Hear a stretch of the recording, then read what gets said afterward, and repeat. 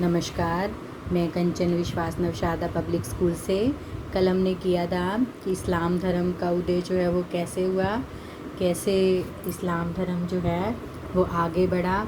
और आज हम करेंगे खलीफाओं का शासन विस्तार, गृह युद्ध और संप्रदाय निर्माण।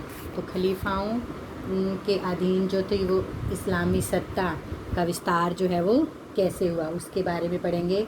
पैगंबर मोहम्मद जो था उनके देहांत के बाद बहुत से कबीले जो थे वो इस्लामी राज्य से टूटकर अलग हो गए और कुछ कबीलों ने तो उम्मा की तरह अपने अलग समाजों की स्थापना करने के लिए स्वयं को पैगंबर बना लिया। और फिर उसके बाद पहले खलीफा जो थे वो अबू बकर ने अनेक अभियानों के द्वारा इन विद्रोहों का दमन किया। और दूसरे खलीफा जो उमर थे उसने उम्मा की सत्ता के विस्तार की नीति अपनाई।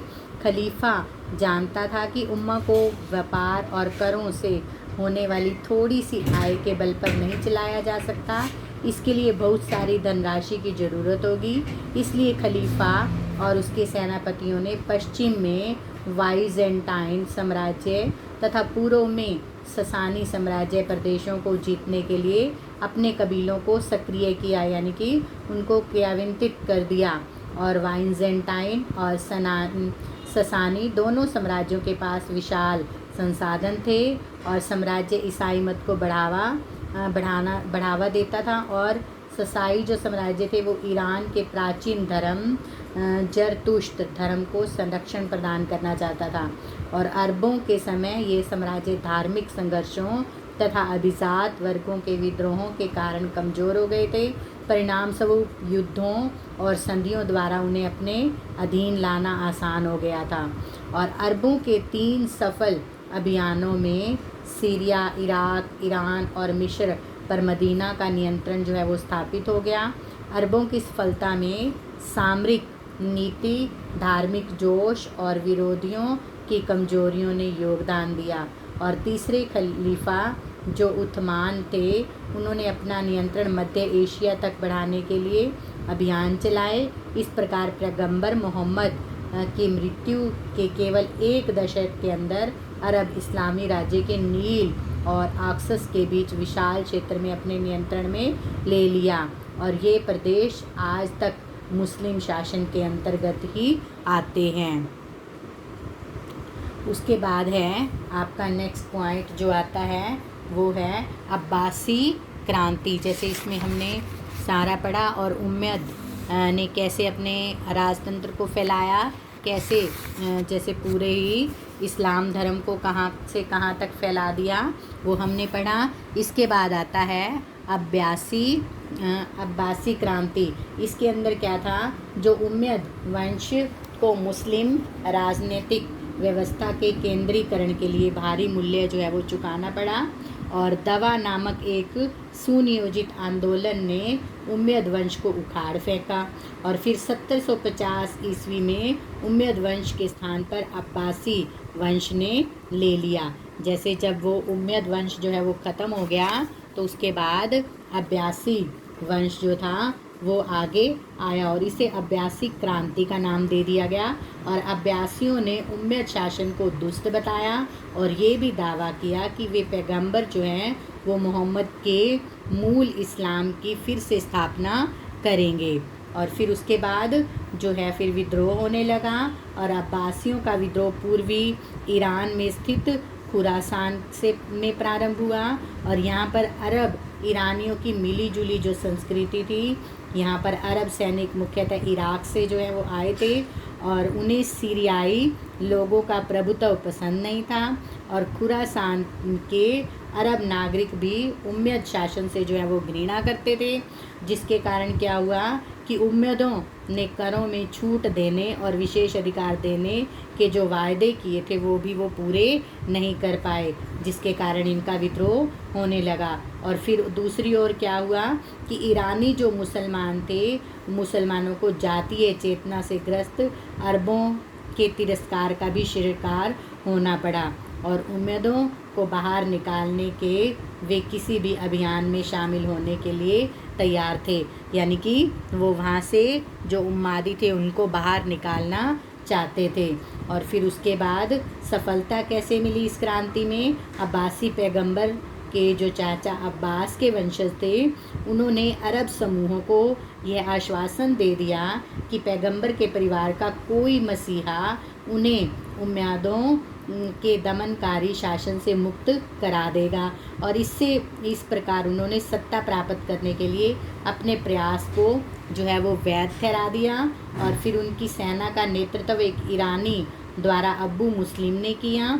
और उसके अंतिम उम्मयद खलीफा मारवान को जब नदी पर लड़ाई हुई तो उन्होंने उसको हरा दिया और उम्मयद वंश का जो है वो अंत हो गया और अब्बासी क्रांति जो थी वो सफल हो गई। उसके बाद आपका आता है पॉइंट धर्म युद्ध, जैसे खलीफा का विघटन और सन्नतों का उदय। इस तरह से अब्बासी राज्य जो है वो 9वीं शताब्दी से कमज़ोर होने लगा। और क्योंकि दूर के प्रांतों में बगदाद का जो नियंत्रण था वो कम हो गया था। और इसका एक कारण यह भी था कि सेना और नौकरशाहों में अरब समर्थक और ईरान समर्थक जो थे वो गुटों में आपस में जो है वो झगड़े होने लगे थे। और फिर सन 1810 में खलीफा हारून अल रशीद के पुत्रों ने अमीम और मामून के समर्थकों के बीच जो है वो गृह युद्ध शुरू हो गया था, जिससे गुटबंदी और गहरी हो गई और तुर्की गुलाम अधिकारियों का एक नया शक्ति गुट बन गया। और शियाओं ने एक बार फिर सुन्नी जैसे जो धर्म था, इस्लाम जो धर्म था वो शिया और सुन्नी 2 वर्गों में जो है वो बढ़ चुका था। और उसके अंदर रूढ़िवादिता के साथ सत्ता के लिए प्रतियोगिता हो गई और बहुत से नए छोटे राजवंश जो थे वो उत्पन्न हो गए। और खिलाफत को समाप्त जैसे वो खिलाफत को समाप्त करने चाहते थे। और उसमें फिर क्या था कि जो बुहावी शासक थे वो विभिन्न उपलब्धियां जैसे उन्होंने धारण की हुई थी, जिसमें एक प्राचीन ईरानी पदवी शहंशाह जो है भी शामिल थी, लेकिन खलीफा की पदवी जो है वो धारण नहीं की थी। और उन्होंने अब्बासी खलीफा अपने सुन्नी प्रजाजनों के प्रतीकात्मक मुखिया के रूप में जो है वो बनाए रखा। और खिलाफत को समाप्त न करने का फैसला जो है वो बड़ा चतुराईपूर्ण था।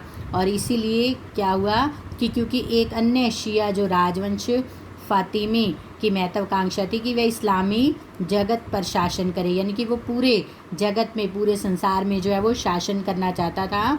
और फतीही का संबंध जो है वो शिया संप्रदाय के एक उप संप्रदाय इस माइली से था। और इसका दावा था कि वे पैगंबर की बेटी फातिमा के वंशज हैं और इसलिए वे इस्लाम के एकमात्र न्याय संगत शासक हैं। तो उन्होंने फिर अपने अड्डे में जैसे उन्होंने जो है 969 में मिस्र को जीता और फातिमी खिलाफत की स्थापना जो है वो कर दी। और फिर उसके बाद जैसे उनके अंदर जो है पहले युद्ध होने लगे जिसको हम गृह युद्ध कह सकते हैं। और फिर उसके बाद धर्म युद्ध जो हैं वो स्टार्ट हो गए। जैसे मध्यकाल में इस्लामी समाजों में ईसाइयों को अपने पुस्तक वाले लोग जो है वो कहा जाता था। और व्यापारी जो थे, तीर्थ यात्री, राजपूत और यात्रियों के रूप में मुस्लिम राज्यों में आने वाले जो ईसाई थे उनको जैसे सुरक्षा भी प्रदान की जाती थी। और इन क्षेत्रों में वे क्षेत्र भी शामिल थे जिन पर कभी वाइजेंटाइन साम्राज्य का कब्जा था। विशेष रूप से फिलिस्तीनी की पवित्र भूमि अरबों के जेरूसलम को 638 में जीत लिया गया था, लेकिन वह ईसाइयों की कल्पना से ईसा के क्रूसारोपण और पुनर्जीवन के स्थान पर जो है वो उसके रूप में हमेशा ही विद्यमान था। और ईसाई यूरोप में मुस्लिम जगत की छवि के निर्माण में यह महत्वपूर्ण तत्व था। और इसीलिए ही फिर जो है धर्म युद्ध जो है वो स्टार्ट हो गए। तो धर्म युद्ध जो हैं वो कब स्टार्ट हुए? 1095 से 1291 के मध्य में ईसाइयों तथा मुसलमानों के बीच में ये युद्ध स्टार्ट हुए थे। और इन युद्धों का जो है प्रभाव भी बहुत बड़ा था। जैसे प्रथम धर्म युद्ध हुआ पहले। प्रथम धर्म युद्ध में फ्रांस और इटली के सैनिकों ने सीरिया में एंटीओक और जेरूसलम पर अधिकार कर लिया था। और जेरूसलम में मुसलमानों और यहूदियों की निर्मम हत्या हो गई थी। और फिर उन्होंने सीरिया, फिलिस्तीन के क्षेत्र में धर्म युद्ध द्वारा जीते गए 4 राज्य जो है वो स्थापित कर दिए और इन क्षेत्रों में सामूहिक रूप से आउट रेमर कहा जाता था और धर्म युद्ध की रक्षा और विस्तार के लिए वे लड़ते रहे। फिर द्वितीय जो धर्म युद्ध हुआ उसमें आउट रेमर प्रदेश कुछ समय तक जो है वो सुरक्षित रहा, परंतु 1144 में तुर्कों ने एडेस्टा पर अधिकार कर लिया और पोप ने ईसाई लॉर्डों से एक अन्य धर्म युद्ध के लिए अपील की और फिर जर्मन और फ्रांसीसी सेना के दशमिक पर अधिकार करने का जो है वो उसने प्रयास किया और फिर उसे पराजय का मुंह जो है वो देखना पड़ा, यानी कि उसमें भी पराजय हुई। और फिर नए नए प्रदेशों में ईसाई जो शासक थे वो विलासिता से जीवन जीना चाहते थे, तो उन्होंने नए नए प्रदेशों में लड़ाई लड़ना शुरू कर दिया। और फिर इसी बीच ही अल दीन एक मिस्री सीरियाई साम्राज्य स्थापित करता है और ईसाइयों के विरुद्ध युद्ध छेड़ देता है और फिर ईसाई जो हैं वो पराजित हुए हैं और फिर जो है मुसलमानों ने जेरूसलम पर अधिकार कर लिया और फिर ईसाई लोगों के साथ सलाह जो है वो अल दीन ने दयापूर्ण व्यवहार किया और फिर जो ईसाइयों को जो है वो उनकी चर्च को उसने सौंप दिया और फिर बहुत से गिरजाघरों को मस्जिदों में भी बदला गया और इस प्रकार जेरूसलम एक बार फिर मुस्लिम शहर जो है वो बन गया। फिर तीसरा धर्म युद्ध हुआ जिसके अंदर जेरूसलम जो है वो 1189 में तीसरे धर्म युद्ध में जो है वो कारण बना।